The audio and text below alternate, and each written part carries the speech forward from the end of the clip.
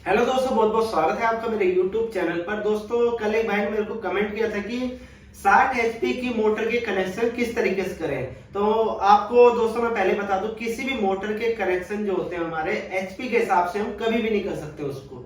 अब चाहे हमारे पे 1 HP की मोटर हो, 2 HP की हो, 5 की हो, 10 की हो, 15, 20, 25, 50, 100 कितने की भी मोटर हो हमारी, अब हम इसके कनेक्शन सिर्फ इस बेस पे नहीं कर सकते कि ये हमारी कितने किलोवाट की है और कितने HP की है।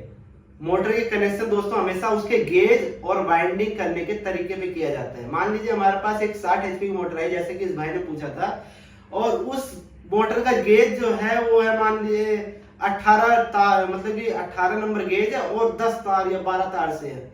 अब क्या होगा, हमारा उसमें गेज बहुत ज्यादा मोटा हो जाएगा, तो उसमें हमारी टर्न कितनी लगेगी, बहुत कम लगेगी। टर्न 6 या 7 टर्न में हमारा जो स्लॉट रहता है वो पूरा भर जाएगा।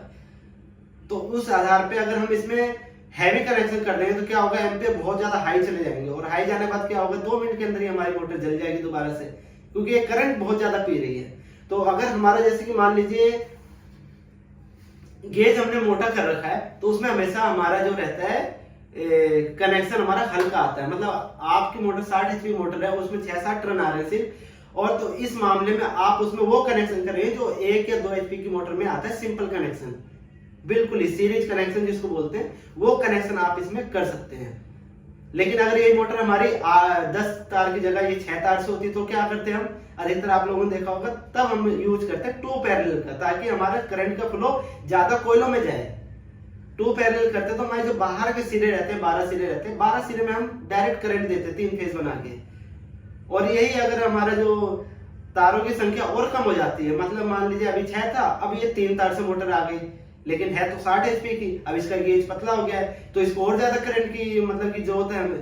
तो उसमें हम क्या कर सकते हैं कि उसमें हम 4 पैरेलल कर देंगे, मतलब कि अंदर और बाहर दोनों सिरों में हम करंट देना शुरू कर देंगे, क्योंकि इसके टर्न बढ़ चुके हैं। टर्न राउंड RPM जब भी लेगा ना, तो टर्न इसके जब बढ़ चुके हैं तो वो बिजली ज्यादा खाएगा, उसको बिजली बहुत ज्यादा जरूरत रहेगी, तो उसको हम एकदम से मतलब हर कॉइल में करंट देंगे।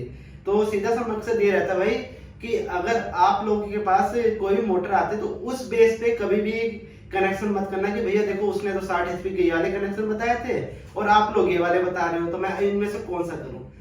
सबसे बढ़िया तरीका यही रहता है भाई, अगर आपके पास कोई मोटर आ गई है तो 2 या 10-15 मिनट का टाइम लगेगा आपको क्या करना, उसका जितना भी डाटा रहता है उसको नोट कर लेना है, डायग्राम से लेके सब कुछ बनाना है डाटा का, क्योंकि आपका इसमें टाइम वेस्ट नहीं हो रहा, कुछ ना कुछ आप इसमें सीख रहे हैं, और ये एक चीज आपको करनी ही पड़ेगी अगर आपको इस लाइन में आगे तक जाना है। तो एक्सपीरियंस बहुत ज्यादा जरूरी होता है, क्योंकि बहुत सारे बच्चे ऐसे हैं भाई, बहुत सारे लोग ऐसे हैं जो सीखने आते हैं, वो ना ITI करते ना कुछ करते हैं, कोई उनको किताबी नॉलेज तो है नहीं, वो बस सीखते हैं। तो वो अगर ये चीज भी नहीं कर पा रहे तो भाई तो फिर तो नहीं चल पाएगा काम यहाँ। और बाकी अगर दोस्तों कनेक्शन की बात रहेगी तो आप लोग कमेंट करना, मेरे को बताना कि आप बस कॉइल का और जितने मतलब पिच और RPM ये बता देना, उसके हिसाब से मैं आपको कनेक्शन बता दूंगी कि इसमें कौन सा कनेक्शन हो सकता है। तो धन्यवाद दोस्तों, वीडियो में बस सिर्फ इतना ही था, इस भाई के लिए ये वीडियो बनाया था। बाकी वीडियो को लाइक करें, चैनल को सब्सक्राइब करें और शेयर जरूर करना दोस्तों। जो भी आपको लगता है ना कि मोटर के हिसाब से कनेक्शन होता है, तो ऐसा बिल्कुल नहीं होता। मोटर के हिसाब से हम कनेक्शन नहीं कर सकते, हमारा कनेक्शन गेज और स्लॉट के हिसाब से किया जाता है।